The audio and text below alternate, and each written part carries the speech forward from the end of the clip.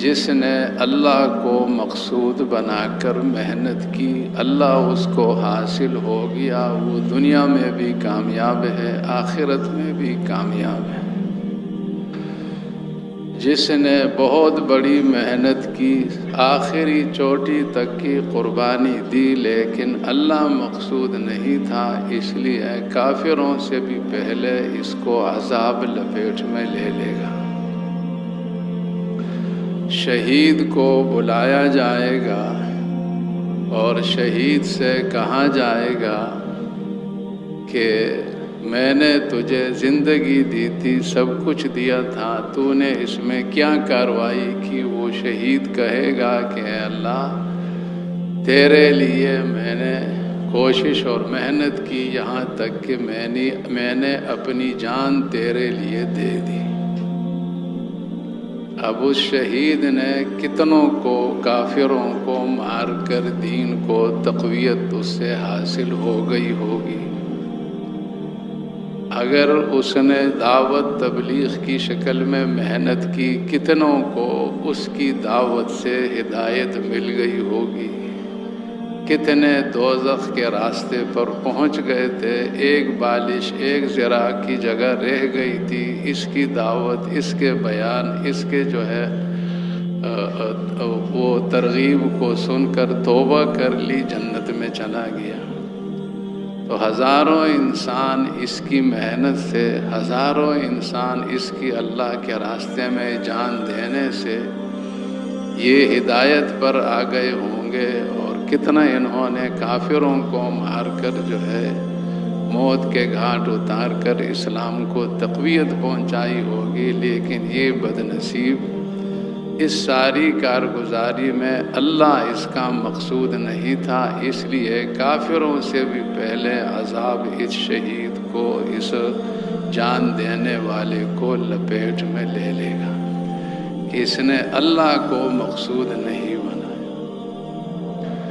دین سیکھا، بڑی کاوش کے ساتھ سیکھا، بڑی محنت کے ساتھ سیکھا، اور پھر ماشاءاللہ بیٹھ کر لوگوں کو دین سکھانے لگا۔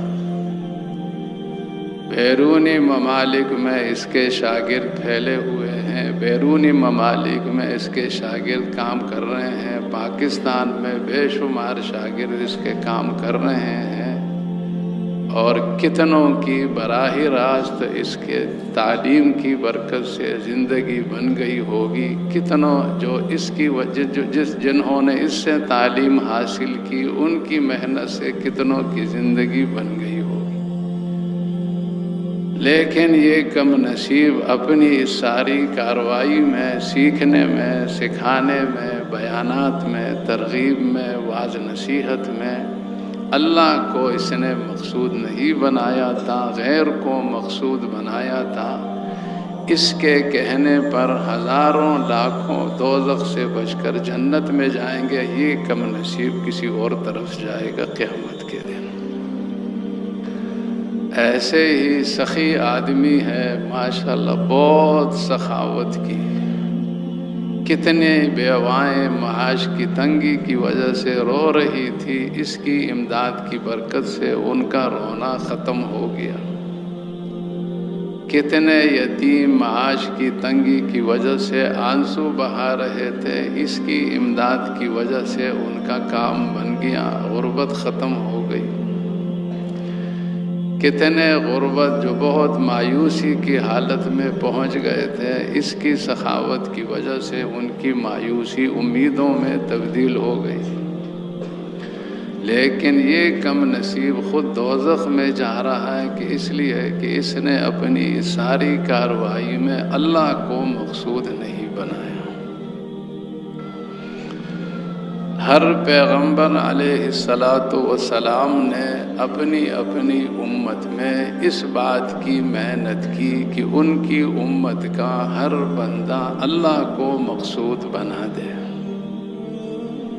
سب سے اخیر میں حضرت محمد مصطفیٰ صلی اللہ علیہ وسلم نے اپنی امت میں محنت فرمائی، اور اس محنت کا لب لباب خلاصہ یہ ہے کہ ہر امتی کا مقصود اللہ بن جائے۔